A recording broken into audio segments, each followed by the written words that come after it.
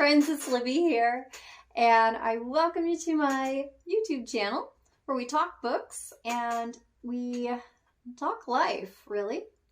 And I was super excited today to wake up and find that it was raining outside because I have been wanting to video in my den, and I wasn't able to do that because it was so bright yesterday that there was no way. It was so bright coming in, even with the blinds down, that I couldn't get video in here and just looked like a shadow. But today, I think we're going to make it work. So I'm excited about that. And in that vein, I also woke up and thought how close we are to March. It's almost March. And for that, we need to think about spring reading. So forget spring cleaning. We are spring reading. And I got some of my books together that remind me of spring. Some of the books aren't necessarily springy, like there's not a spring theme maybe so much, but I read them in spring and I associate them with spring, and I think they make a great spring read. So I do include some of those as well. So I would be completely remiss if I did not start with Anne of Green Gables. Anne of Green Gables is, of course, a kid's book, but it is so well written. If you love writing about nature and reading about descriptions of wildlife, plant life, the winds in your hair, you know, she is, Ella Montgomery, super detailed in that area. Really, really talented in making you feel like you are there. So Anne of Green Gables takes place at Prince Edward Island in Canada. It is, beautifully filmed and several adaptations, movie-wise, and the series on Netflix. And just a great story in general. If you haven't read Anne of Green Gables, if you aren't familiar with it, I do very much recommend it. It's just a favorite of mine and of many, many people. So I'll set that there. And then similarly, this is also by Ella Montgomery, and it is The Story Girl. And I never hear about this book. I never hear anyone talk about it. But if you ever saw the series Avonlea on Disney Channel, really early Disney Channel days, I think it was in the 80s. And this book was made into that series called Avonlea. It is about two boys that go stay with their cousins for a summer, and it kind of starts in the spring, and it's just, again, so detailed with beauty. You just feel held, like in a warm hug. You feel held in a spring breeze. That's really cheesy, but it's true. It's really one of my favorite books. I can remember I got this when I was a senior in high school. I was about to graduate, and I can remember reading it outside in the spring, and it was just heavenly, So I do really recommend it. It's full of stories. So the story girl is the cousin who tells tales. So she entertains them all summer with her stories, and they're all funny. If you've ever read Ella Montgomery, especially her stories after Anne of Green Gables, they're very much a compilation of stories about other people in the neighborhood, people with love stories or silly stories. It's just very heartwarming and beautiful. And there's a sequel to this too. It's called The Golden Road, and that's also a great one. So spring vibes definitely in this book. So another one I've got is Thrush Green, and that is Miss Reed. And this is another one I learned about from Miranda Mills. So I thought I'd give it a try. It's just a very sweet book about a community as a fair comes to town. And a little bit of a love story in it. There's a little bit, some sadness in it as well. Just a great story, though, about life. And I just realized there's chocolate on me from making muffins. Just ignore that. Hope it's not on my books. But Miss Reed, she has a whole series of them. This is the only one I've read, the only one I've bought. And I don't know if I would really get into an entire series, but it is worth definitely reading. It just really gives you that excitement for good weather and all of the fun that good weather brings. So a recommendation there as well. Now this one is a nonfiction choice. Jane Goodall, Seeds of Hope. I don't know if you're really aware of Jane Goodall and all that she's done. A lot of people think, well, she's the lady who studied monkeys. Well, okay, she did. She studied chimpanzees. And she contributed a lot in that way. But she also, not only is a writer, but just an activist. And she's been an activist her whole life. I don't remember how old she is, but I think she's in her 80s. And she's still an activist and still does everything that she felt was really important to do in her life, and the direction that she took her life. Instead of just being a scientist, she became a scientist for purpose, I would say. She has a purpose, and that is the environment. So yes, the environment affecting chimpanzees, but also everything. The environment everywhere. And she's just a beautiful person in her, very smart, and she's just very, very wise in how she writes, particularly in this book, because a lot of things environmental, they're kind of depressing, and they kind of make you not even want to get up in the morning sometimes if you're sensitive to that sort of thing, which I am. And Jane Goodall, she wrote this book. She has several books, but this is my favorite of hers because it's, to me, the most hopeful and the most proactive. And it's all about what we can do. You know, it looks at positivity in the environment instead of just, oh, we're all going to die and the planet's going to, you know, evaporate. You know, it's not like that. That's not how she does things. And she's very proactive, and her foundation helps people because she realizes that people who are in poverty are pushed to do things like poach the rhinoceros or whatever. And if you help those people and give them another kind of way to provide for themselves, then they don't have to do that with their lives, you know.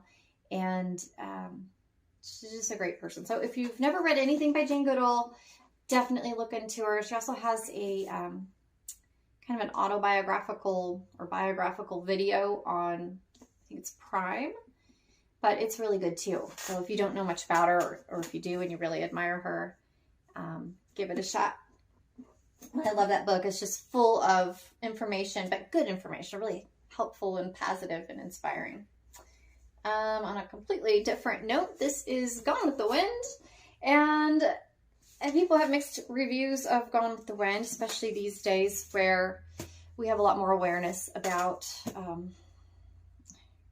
race and all of that sort of thing, where, of course, Margaret Mitchell, writing in the 1930s, or maybe even started in the 20s, I think it took her 9 years to write the book, you know, she just was come from a different perspective back then. But nonetheless, I love Gone with the Wind, and I read it when I was in the 8th grade, so that's 12, I think it was 12, 13 maybe, the most. And anyway, it starts in spring. So it's spring here in the book, and it was spring when I read it, and to me, Gone with the Wind is a great book to start in the spring because, I don't know, it's just really nice. It starts out in such a pleasant way, and then it quickly goes the opposite because, of course, the war starts that same day, and, you know, lots of chaos occurs in Gone with the Wind, but it's still an excellent historical piece, I think, for learning about Civil War and the actual battles and what that was like for the people who lived there and did have slaves and did you know, live in those homes and had that lifestyle, you get to see how that went for them and how destructive that was for them. And, you know, we can argue all day long about whether they deserved that, didn't deserve it. You know, it's definitely a conversational piece for those of us in the US, and always probably will be. But it's worth reading. And if you haven't, it's worth, I mean, it's a thick book, but it goes quickly. And I have Rebecca. So Rebecca by Daphne du Maurier takes place in, I believe they're in Cornwall, in that area of England. And it is just vibes. Rebecca is vibes. It is so intriguing, I think. It's kind of gothic. Well, very gothic, actually. She's kind of haunted by the memory of her husband's first wife. And the first wife was very, very beautiful and elegant and confident. And everyone loved her. And the main character here, whose first name we never learn, is shy, unsure of herself, very impressionable, very malleable to other people's wills. And so she's trying to learn the truth. She's trying to live up to Rebecca and Rebecca's legacy. But it turns out that all was not as it was painted to her. So it's very, very good. It has a great twist to it. It has, I don't know, if you like Gothic literature of any sort, I think you'll like Rebecca. You've probably already read it, but if not, do it. Spring vibes there. I think it's, I don't know when it starts in there. I think it's May, but it's very cool there. They've always got a fire in the fireplace, that sort of thing. So it feels springy. Next, Sense and Sensibility. So this is, of course, a Jane Austen, and one of my favorites. I just love the story. It's very, again, very beautiful. Now, Jane Austen didn't write a lot of nature detail. She wasn't like someone who got very flowery with her language. She's much more into practicality and conversation and wit and that sort of thing. Emotions to some extent, but she's not big on writing about the outside world. But I just think this is a great spring read. It's not necessarily heavy, but it has some heavier things that happen in it. It's, they move to a cottage, and it's not where they want to be, but you do kind of get that cottagey, springy vibe, you know,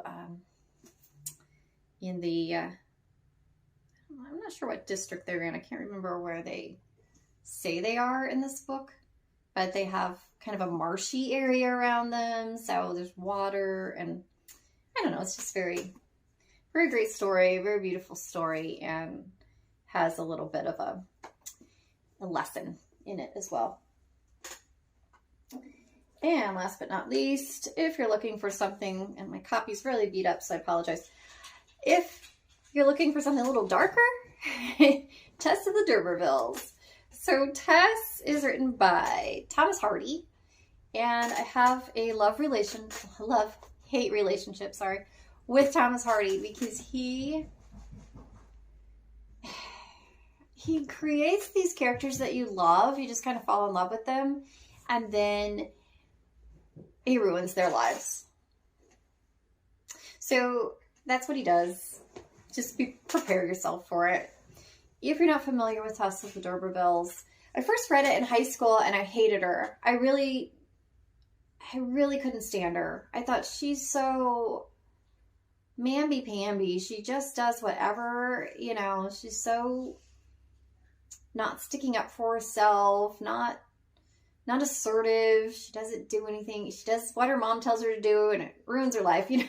Like, I just got so mad at her. So mad. And I reread it a few years back, and after lots of personal life experience, I can say that, yeah, I totally get what happened here with Tess. So it's written, I believe it's supposed to take place in the early 1800s.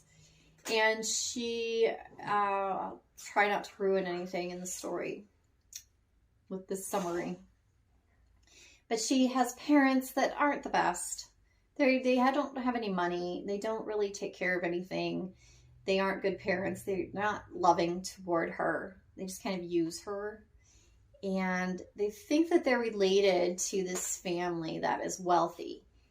They get this rumor that they're related. And they send Tess over there to make friends with this family, this wealthy family in this huge, beautiful home. And they live in this, I don't know if it's shack necessarily, but it's definitely a small, unkempt kind of place. And so, yes, I see you. And so, it's kind of almost funny in the beginning. She doesn't want to go. Tess has pride. She cares about herself, and she cares about how she's viewed, and she cares about right and wrong, and she doesn't think this is right to, like, push herself and her family onto these people they don't know that are, like, probably distant cousins or something. They just share a name.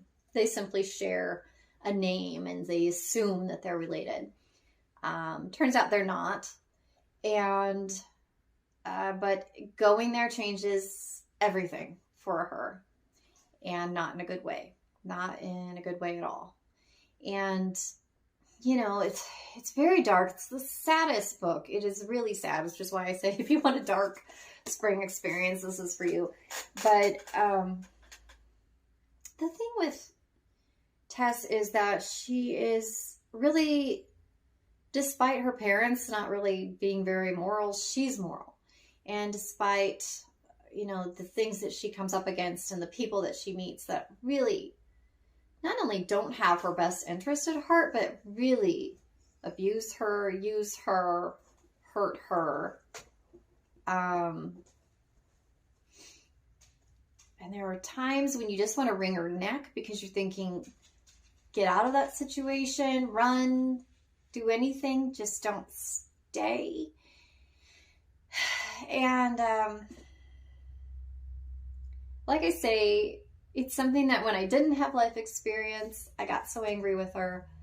As I got life experience, I look back and I think at that age, like, you don't have that authority. And say a young girl with no money and a man who has money, you're going to be, because women in general felt subpar when it came to men because they were made to feel that way. Plus, she's poor. So you're putting that in there, and of course she's not going to stand up to these people. Why would she do that? She's never been able to control anything in her life. She's never been the author of her own life.